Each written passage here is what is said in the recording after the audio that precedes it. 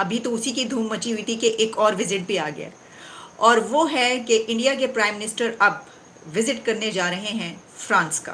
France की हुकूमत ने इस मौजूदा सूरत हाल को कंट्रोल करने के लिए पाकिस्तान और तुर्की समेत कई अरब ममालिक के इनलीगल माइग्रेंट के वीज़ास बैन कर दिए हैं। आपको पता चल जाएगा कि यूरोप के दरवाजे अब आपके लिए हमेशा के लिए बंद कर दिए गए हैं। खबर यह है कि इसराइल में मुलाजमत करने वाले 8 पाकिस्तानियों के खिलाफ मुकदमात, 5 गिरफ्तार। जी हाँ जी, ये आप दोबारा सुने। और अब उसको बहाना बना के तमाम थर्ड वर्ल्ड कंट्रीज़ के लोग और बिलखुसूस मुसलमान, उनकी एंट्री बैन की जा रही है। जो फ्रांस का आगे विजिट आ रहा है इंडिया का, उसमें ऐसे बड़े बड़े एग्रीमेंट सामने आ रहे हैं कि होश उड़ जाएंगे सुनने वालों के। वो इस पोजीशन में है कि जनाब वो चांद पे अपना मिशन भेजने की तैयारी कर रहे हैं, और हम लोग क्या तैयारी कर रहे हैं? आपको पता होना चाहिए कि जो कुछ यूरोप में हो रहा है उसका इल्ज़ाम आप पे लग रहा है। जी हाँ, आप पर ये इल्ज़ाम है कि ये सब कुछ आपका किया धरा है, ये सब कुछ इस्लाम का और मुसलमानों का किया धरा है। भारत के पास सी पैक का हिस्सा बनाने की जो आपने बात की है, 600 अरब डॉलर के उसके तो अपने हैं जनाब, उसको चाइना या हमारी इस वक्त को इतनी जरूरत नहीं है। उस पे उनको गेस्ट ऑफ ऑनर के तौर पर रखा गया है। साथ ही साथ फ्रांस की हुकूमत ने यह भी कहा कि जो इंडियन स्टूडेंट इस वक्त फ्रांस में मौजूद हैं, उन पर मौजूदा सूरत हाल का कोई भी असर नहीं पड़ेगा। हेलो फ्रेंड्स, जय हिंद। हिंदुस्तान स्पेशल में आपका स्वागत है दोस्तों। फ्रांस के राष्ट्रपति इमैनुअल मैक्रोन के कूटनीतिक सलाहकार इमैनुअल बोने गुरुवार को भारत की 1 दिवसीय यात्रा पर आ रहे हैं। बताया जा रहा है कि अगले हफ्ते प्राइम मिनिस्टर मोदी 2 दिवसीय फ्रांस यात्रा पर जा रहे हैं और इमैनुअल बोने यात्रा से पहले द्विपक्षीय वार्ता को अंतिम रूप देने के लिए आ रहे हैं। मीडिया रिपोर्ट्स के मुताबिक मैक्रों के कूटनीतिक सलाहकार अपने इस भारत दौरे पर एनएसए अजीत डोवाल के साथ गंभीर मुद्दों पर बातचीत करेंगे। संभावना यह भी जताई जा रही है कि फ्रांस वापस जाने से पहले प्राइम मिनिस्टर नरेंद्र मोदी के साथ भी उनकी मुलाकात होगी। भारत और फ्रांस के बीच रणनीतिक बातचीत करने वाले बोने और अजीत डोवाल एक दूसरे के समकक्ष हैं। इमैनुअल बोने और अजीत डोवाल की मीटिंग में यूरोप के वर्तमान हालातों पर भी चर्चा होने की उम्मीद है। पाकिस्तानी मीडिया यह चर्चा कर रहा है कि भारत और फ्रांस के बीच बड़े ही अहम समझौते होने जा रहे हैं। दूसरी तरफ पाकिस्तान में यह भी चर्चा हो रही है कि फ्रांस जिहादियों को बैन करने जा रहा है। ऐसा लग रहा है कि जैसे पूरा यूरोप इस आग की लपेट में आने वाला है, पूरा यूरोप चलने वाला है जो फ्रांस में हो रहा है। अगर आप उससे नाबल्द हैं, अगर आप उससे नावाकिफ़ हैं, तो जान लीजिए कि ये बहुत बड़ी कमज़ोरी है जिसका अक्सर फ़ायदा और दुश्मन उठाता है।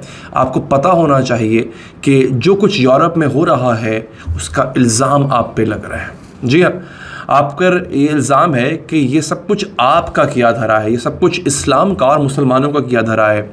हमें इल्म भी नहीं है और हम यहाँ पे मौजूद हैं और यहाँ पे बैठ के हम मुख्तलिफ ख्वाब सजा के बैठे हैं कि कल को अपना बेटा या बेटी को यूरोप भेज देंगे या ख़ुद यूरोप चले जाएंगे, मगरबी ज़िंदगी को एंजॉय करेंगे।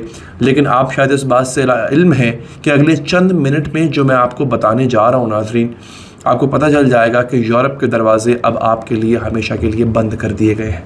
जी हाँ नाज़रीन, ये बहुत ही बड़ा खेल है जो रचाया गया है। मैं नहीं जानता कि ये जानबूझकर बाय डिज़ाइन बाय प्लान ऐसा किया गया है या फिर इस मौके का इंतज़ार किया जा रहा था और अब उसको बहाना बना के तमाम थर्ड वर्ल्ड कंट्रीज़ के लोग और बिलखुसूस मुसलमान, उनकी एंट्री बैन की जा रही है।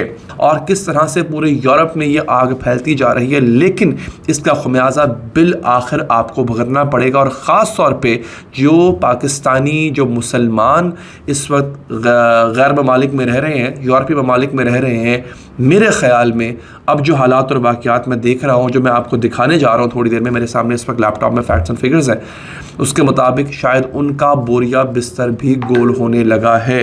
ये मैं पाकिस्तान में बैठ के बात कर रहा हूँ, पाकिस्तानियों के लिए बात कर रहा हूँ, तो मैं बिलखुसूस बात करूँगा ओवरसीज़ पाकिस्तानीज़ की, क्योंकि बदनाम सबसे ज़्यादा हम ही है नाज़रीन। अच्छा, अब मैं आपको बताता हूँ कि एग्जैक्टली हो क्या। एक सहाफ़ी है वहाँ का, एक बहुत ही यूँ कह लें कि वोकल, पॉल गोल्डिंग उसका नाम है। पॉल गोल्डिंग उन कई लोगों में से एक है कि जो मुसलसल इस बात की वकालत कर रहा है कि जो फ्रांस ने जैसे दीगर ममालिक ने रहम खा के जंग ज़दा तीसरी दुनिया के थर्ड वर्ल्ड कंट्रीज़ के लोगों को अपने मुल्क में आके रहने की इजाज़त दी थी, कि जो कुछ हो रहा है ये इस वजह से हो रहा है। फ्रांस का एक बहुत बड़ा हिस्सा दंगों की आग में जल रहा है। फ्रांस की हुकूमत ने इस मौजूदा सूरत हाल को कंट्रोल करने के लिए पाकिस्तान और तुर्की समेत कई अरब ममालिक के इनलीगल माइग्रेंट के वीज़ास बैन कर दिए हैं। लेकिन फ्रांस ने भारत के साथ दोस्ती निभाते हुए कहा है कि इंडियन मुस्लिम वहां पर जा सकते हैं और उन्हें वहां पर जाकर रहने की इजाज़त भी है। साथ ही साथ फ्रांस की हुकूमत ने ये भी कहा कि जो इंडियन स्टूडेंट इस वक्त फ्रांस में मौजूद हैं उन पर मौजूदा सूरत हाल का कोई भी असर नहीं पड़ेगा। वहाँ की सरकार इसकी पूरी गारंटी लेती है। तो जी नाज़रीन, आप देख सकते हैं कि इस वक्त पूरी दुनिया में इंडियंस की और इंडियन मुस्लिम्स की क्या वैल्यूज़ हैं। अभी तो हम देखिए बात कर रहे थे किसकी, बात करते करते हम थके नहीं थे। अभी तो स्टार्ट ही हुआ था। कुछ दिन पहले जो हुआ एक विज़िट अमेरिका का इंडिया के प्राइम मिनिस्टर ने किया और उसकी धूम मच गई और उस पर हमने बहुत से प्रोग्राम्स किए, क्योंकि उसमें एग्रीमेंट्स ही इतने ज़्यादा हुए, उसमें बहुत सारी डेवलपमेंट्स ही इतनी ज़्यादा हुई कि हमें उसके ऊपर इतने ही प्रोग्राम करने पड़े। लेकिन अभी तो उसी की धूम मची हुई थी कि एक और विज़िट भी आ गया, और वो है कि इंडिया के प्राइम मिनिस्टर अब विज़िट करने जा रहे हैं फ्रांस का।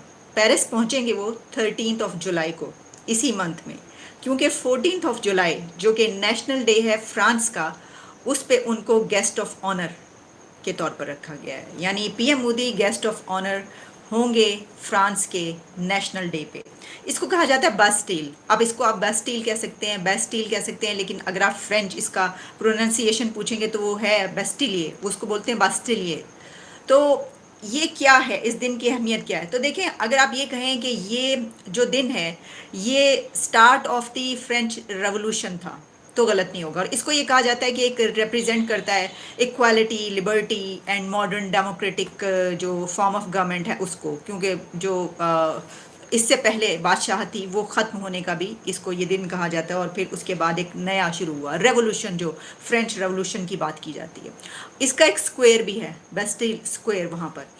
तो वहाँ पर गेस्ट ऑफ ऑनर होना वैसे तो किसी भी प्राइम मिनिस्टर के उसमें ये आ सकता है, होते होंगे इसी तरीके से। लेकिन देखिए, हमने इससे पहले देखा कि इंडिया के पीएम जब अमेरिका गए हैं तो वहाँ पर उनको किस तरीके से बहुत ही ज़्यादा इज्जत मिली और बहुत ज़बरदस्त उनका वार्म वेलकम किया गया। और फिर उसके बाद जो जो कुछ होता रहा हम आपको बताते रहे। जितने दिन वो वहाँ पर रहे हैं, हर न्यू डे पर एक नई हमें खबर सामने मिलती थी कि ना सिर्फ ये कि उनके साथ किसकी मुलाकातें हो रही हैं, पूरा अमेरिका टूट पड़ा था उनसे वहाँ पर मिलने के लिए, और बिज़नेस कम्युनिटी ख़ास तौर पर। लेकिन इसी के साथ हमने एग्रीमेंट्स जो होते देखे।